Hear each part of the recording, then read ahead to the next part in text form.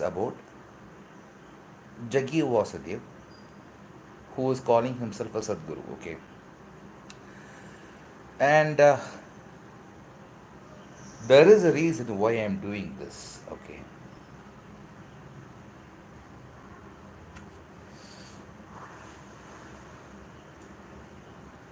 what did you witness right now? I was simply having a drag in my cigarette, right? This is connected to Jaggi Vasudev. Okay,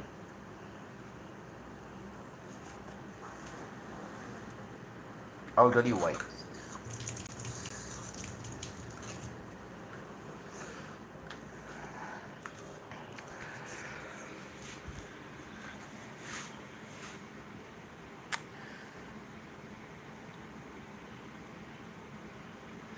First of all, okay, when people are trusting Jaggi Vasudev, and when people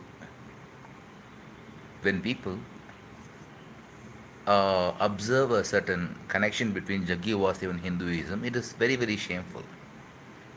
Do you know why? I'm pretty surprised because when it comes to Hinduism, okay, there are lots and lots of scripture. Okay, starting from Vedas, we have we have Upanishads, which are a part of Vedas. Okay, theoretically, Upanishads are a part of Vedas. Okay, then we have Puranas. We have itihasas as well. Okay, Mahabharata, Ramayana, epics. We have that. Okay, and we have 18 Puranas, and we have schools of logic like Nyaya Shastra. We have different schools trying to interpret the creation itself. Okay, how was the world created? Okay, and there is bhakti. Okay, bhakti plays a very important role in Sanatana Dharma. Okay, Sanatana Dharma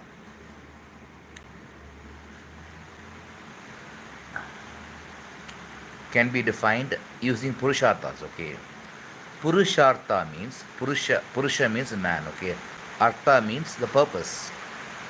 Okay, purushartha means the purpose of a human being. It is raining outside. Okay, let me close the door.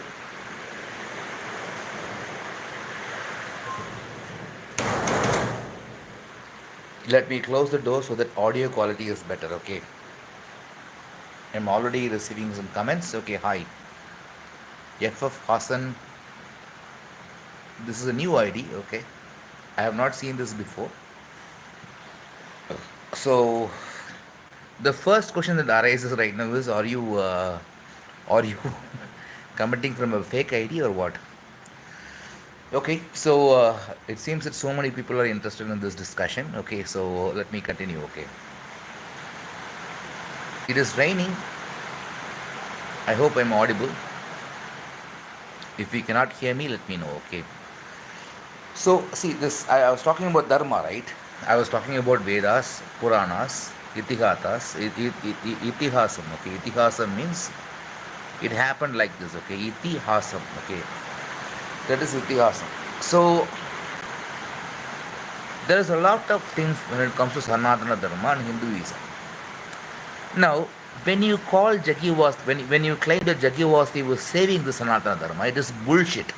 Absolutely bullshit. This is completely shameful. I don't even understand. Okay, maybe a lot of people who are following Jaggi Vasudev does not know what is. They don't even know about the yogic lore. Okay, Jaggi Vasudev often talks about yogic lore because you are ignorant, right? You don't know anything. So you will see in yogic lore they say this. This guy, first of all, the guy called Sadhguru. Dust upon rain stopped. The guy called Sadhguru doesn't even know the meaning of the word Sadhguru.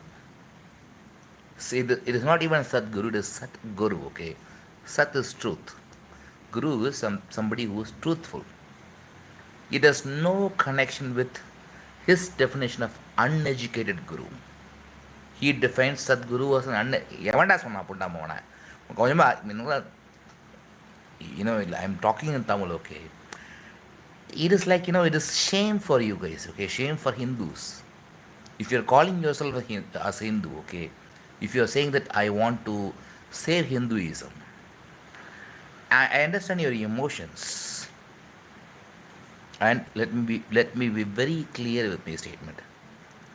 I understand your emotions, which means that emotions play a very important role when you say this, okay. When you say, like for a lot of people say Hinduism is in danger, Christian missionaries are converting people into Hinduism. I understand these emotions, okay, these emotions. So you are emotional because you think that Jaggi was a savior of Hinduism. This guy, okay, this guy is a shame for Hinduism. If you're really, really, see, for me, okay, personally, for me, religion is not important. Hinduism is not important. Truth is important. And it is also the other way around, okay? Truth is also important for Hinduism as well. Because Sat means truth. Sat means truth, okay? This is the meaning of the word Sat. Please understand this, okay? Truth is important, okay? Sat, there is a there is actually a sloka about Sanatana Dharma, okay? I forgot the sloka, but I have already spoken about this, okay? There is a sloka that defines Sanatana Dharma, and this sloka defines Sanatana Dharma with the topic of truth, okay? Because truth is the main ingredient about this dharma, and Sat means truth, and this is where sadh'guru comes in, okay? Sadh'guru means a true guru. Sat means true, right? Sadh'guru means a true guru. This is the meaning of the word Sat. And if somebody calls him, nobody calls himself a Sadhguru in the first place, okay? People accept somebody as Sadhguru, okay? Sat, it is not Sadhguru. Do you understand the difference? There is a difference between Sadhguru and Satguru, okay? Satguru and Sadhguru is different. Do you did you pay attention to the pronunciation? Okay, Sadguru is a soft consonant. Okay, Satguru is a hard consonant. Okay, Sat means truth, and this guy defines Sadguru in his own ways. Uneducated guru. How can a guru be uneducated? A definition of a guru is he is educated in some kind of tradition, parampariya. Okay, let us talk about experience later, okay, because many people will claim, okay, this guy is experienced, his experience is very, yes, it is true that experience is very, very important. It is even attested in scriptures, okay.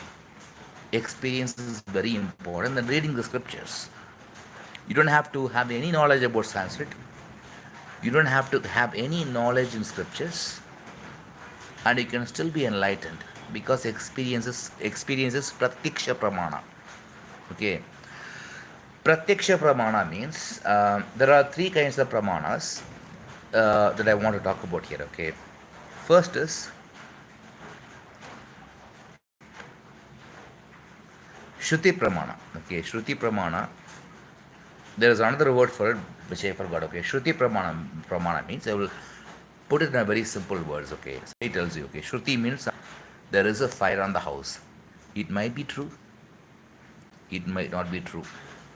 But since the guy is telling you, okay, maybe there is a truth to it. Maybe, because nobody says anything, unless he is a complete liar, okay. 90% there is a chance that he is telling the truth, right? This is Shruti Pramana.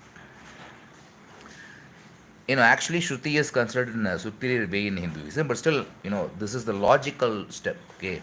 Shruti Pramana is inferior, actually.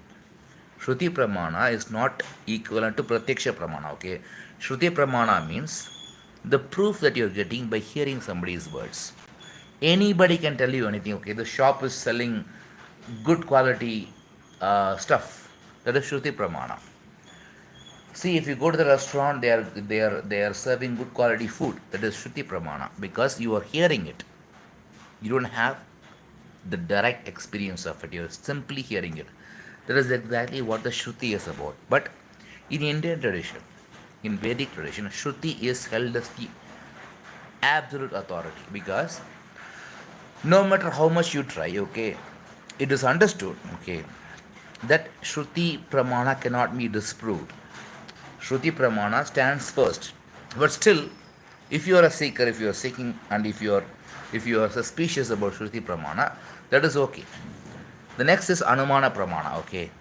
First you hear something. Second, you guess. It might be true. For example, somebody says, okay, this house is on fire. This is Shruti Pramana because you are hearing it, okay. Shruti is hearing, okay.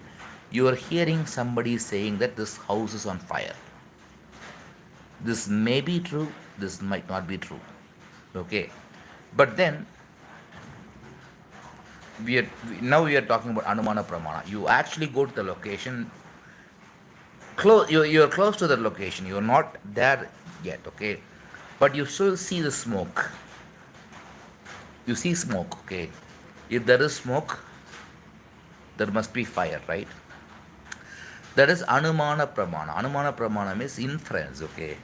If there is smoke, there must be fire, okay. You don't directly witness fire, but you see smoke and you infer that there must be some fire there, okay. This is Anumana Pramana. This can also go wrong. Just like how Shruti Pramana can go wrong because the person who is telling you can be a liar, right? He can say anything, so he can be wrong. Now, Anumana Pramana cannot be, I mean, it has some validity because you are guessing it based on your own observation, okay? You are observing smoke. You did not directly observe the fire, but you are observing the smoke. If there is a smoke, there should be fire, right? Based on this Anumana, based on this guessing, you are guessing that there must be fire. Now, this Anumana Pramana is much better than Shruti Pramana, okay? Because Shruti Pramana is done only because of your hearing. Somebody told you something, you don't even know if it is true or false. But yeah, you decide maybe this person is a very good person, so he must be telling something true. Anumana Pramana, on the other hand, it strengthens this argument, okay? You are seeing the fire, there must be some. You are looking at the smoke, okay? You are looking at the smoke, there must be fire, okay? But Pratyaksha Pramana, you might have guessed it already if you are following this. Pratyaksha Pramana is nothing but you are directly witnessing the fire. You see the fire. Now we can calculate, okay, this house is on fire, okay? Now we can call the fire engine, whatever you want. You can help, you can ask other people for help. But this happens only when you are directly present, okay? When it is completely evident to you that there is fire. This Pratyaksha Pramana is very, very important in our Hinduism, okay? Do you know this? Shastra Pramana is important because they are the authority. And many authoritative people have declared those truths. So we can trust on them. Just like, for example, a science journal says that, if water and oxygen interact with each other, they come up with, hydrogen and oxygen, if they interact with each other, in certain circumstances, they can provide water, okay? Because water is nothing but H2O, right? H2O means two molecules of hydrogen and one molecule of water, right? Two atoms of hydrogen and one atom of oxygen produces water, right? This is the chemical formula, right? This is the chemical formula. But it is not a Pratyaksha Pramana for you. It is a Shruti Pramana. Because you're hearing it, you're knowing about it from a totally different way, okay? And now, a lot of people are saying, okay, yeah, man, we have tested in this lab, okay? It is happening right now, okay? And you are getting some kind of Anumana, some kind of guess, okay, it might be right. This is Anumana Pramana. But if you directly do this experiment, that is Pratyaksha Pramana. Do you understand this? Now let me look at this question. Okay, Adi Shankara talks about Advaita Vedanta. It also composes beautiful hymns of Devi in Saundarya Lahari and also created temples and worshipped gods. Why even pray when he is in touch with non-duality? This is actually a very good question because it is connected to what I have been saying in a lot of ways recently. Okay, see, Advaita is non-duality, right? Dvaita is duality. What is Vishishtadvaita? Vishishtadvaita is neither duality not non-duality. It is first of all, okay.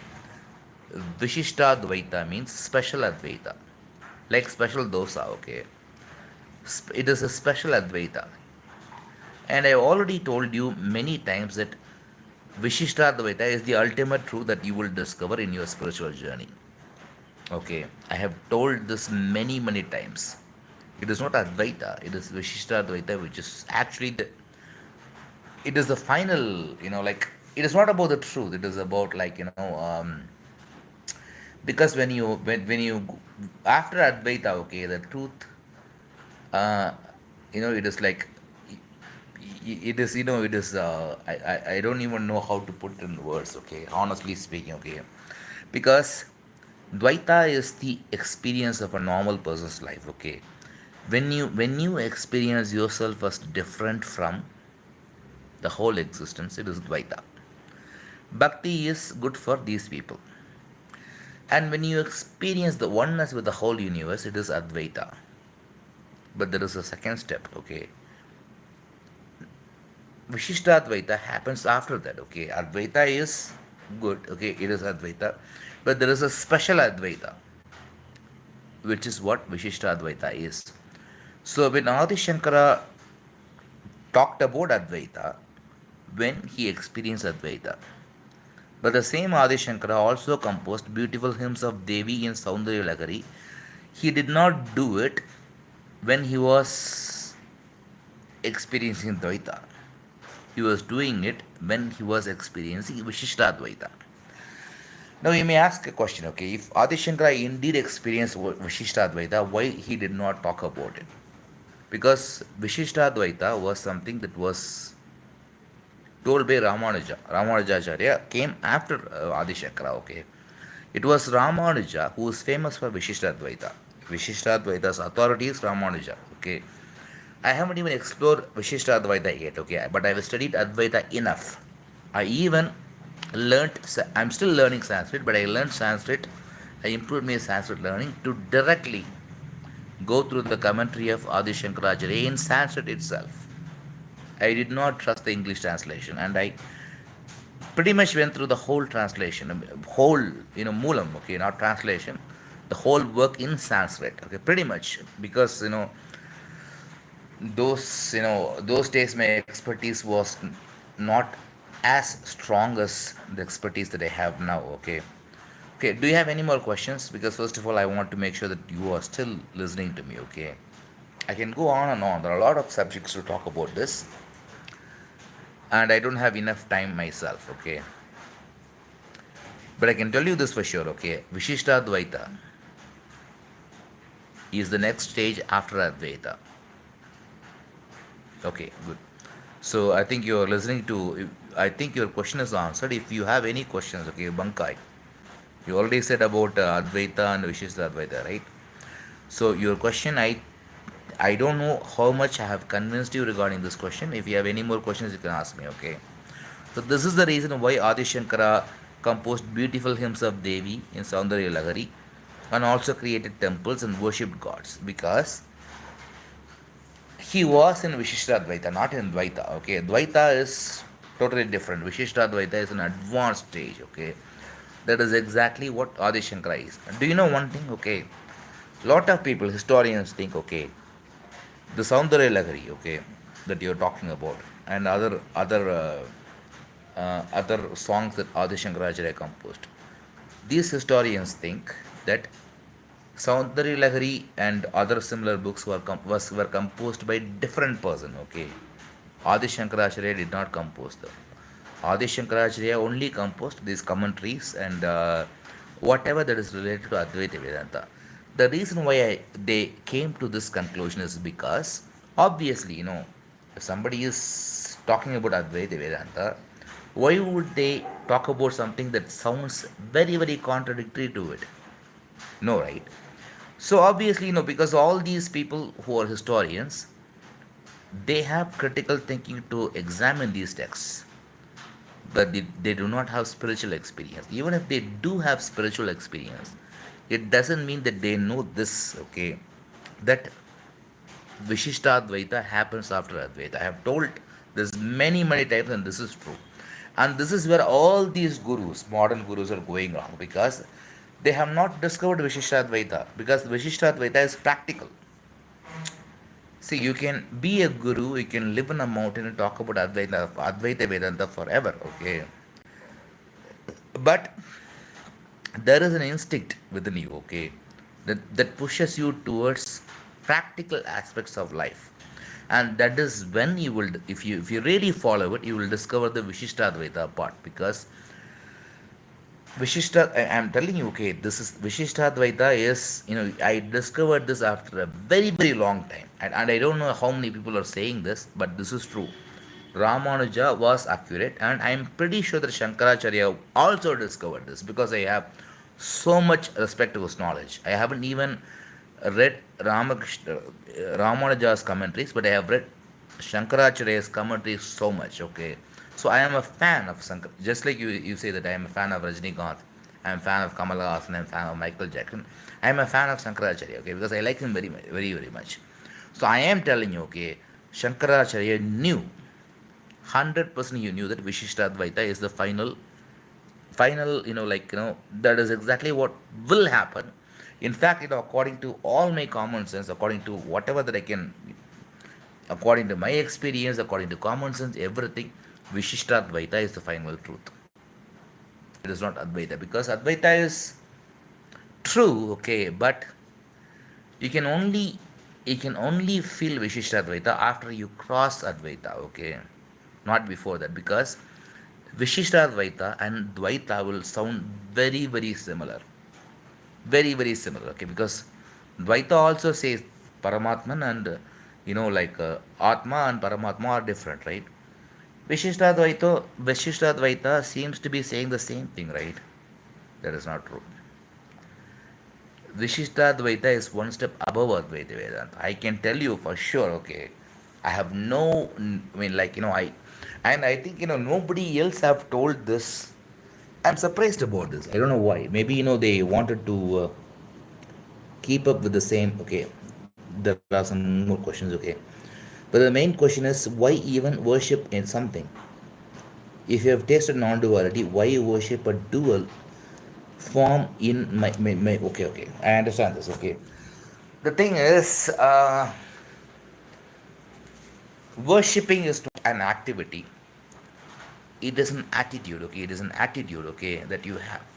If you look at the universe, for example, you obviously see that the universe is much bigger than you, right? It is much bigger than you, okay. Even if you experience Advaita gives you an experience where you discover that you are not different from the universe, you are the whole universe.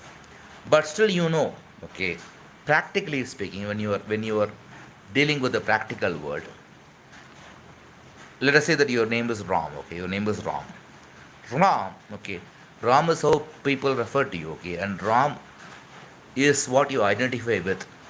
Even if you are living in non-duality, even if you are living in Advaita Vedanta 24/7, still you have to identify with the name Ram, because there is no other choice. Okay, and Ram is something that is very, very specific. It is not unlimited. Okay, it is pointed to what you are. Okay, your body and your career and everything, your whole story. Even if you go beyond your story, even if you have achieved non-duality, you still have to respond to the same name. Okay, if somebody is calling you Ram, you have to turn. Okay, so this is what it is. And so obviously, when you look at it, look things from this perspective, there is obviously something that is bigger than you, okay, bigger than you. There is something that is bigger than you, and obviously, when you are living in non-duality, let me assume that you have already reached non-duality, okay. You have already reached non-duality, and you still discover, okay, You are still stuck in something because you only have Jivan Mukti. You do not have Videha Mukti, which means you have some kind of freedom when you are living, but you do not have much freedom because you're still stuck in the body, right? You still have some limitations. This limitation, okay, is true even for a Jivan Mukta. Adi Shankaracharya was a Jivan Mukta when he was living. Ramana Maharishi was a Jivan Mukta when he was living. But after they died, they were not Jivan Mukta anymore. They became Videha Muktas. Okay. So only after the death you even leave your body, because even the body is a prison. Okay. Now, as long as you are in the body, there is always something that is bigger than you. Okay.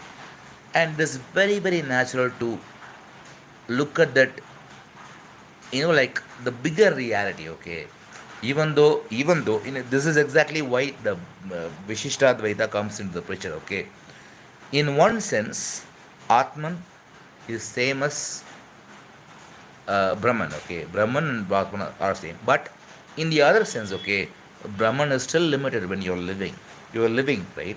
So Brahman, the experience of Brahman, I'm sorry, not Brahman, Atman. Okay.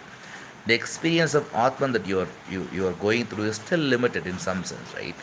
So there is something that is bigger. You bow down to it. You're worshiping it. You are showing it. It has to do something with emotions. Okay, you are trying to communicate with the higher energy, with the emotions, and that is exactly where all these slokas make sense. Okay, I cannot answer your question completely. Okay, maybe you have some doubt, and I can't do anything about it. But for me, it is completely obvious. It is very clear for me. Okay, and again, yeah, it has been 30 minutes, so I have to end this video. Okay, see, the thing is, I will tell you one thing. Okay,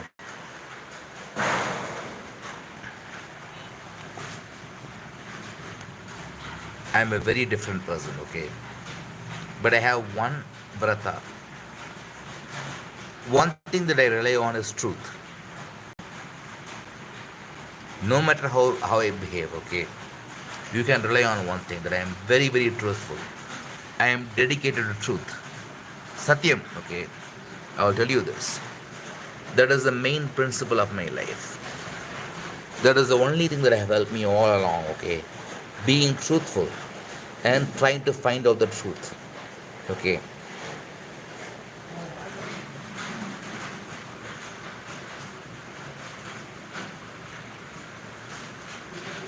I'm getting another comment.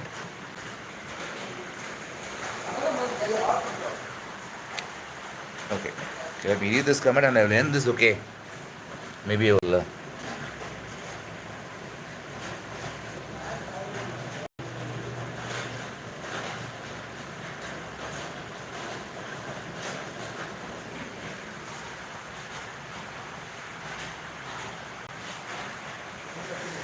Okay, I think you are misunderstanding this. Okay, you are misunderstanding this. After experiencing non-duality, at some point of time, the worship is done not because of a belief. It is not because you believe in something. It is because it is a natural expression of your awe, your surprise. Okay, it is an expression. It is not an action done because of a belief. It is an action that is done because of an expression of the feeling or experience that you're getting. Okay, so there is something that is, it is like, it is tremendous, right? Look at the universe. Okay, it is okay. Right now, one thing, that it is raining, and the other thing is a lot of people here. Okay, so I have to end this video for now. Okay, but please leave your comments and consider helping me. Okay, consider sending me some donation. Okay, because that will be very, very helpful for my work, because I'm very, very serious in it. Okay, thank you very much for your time. You have a great day. Bye.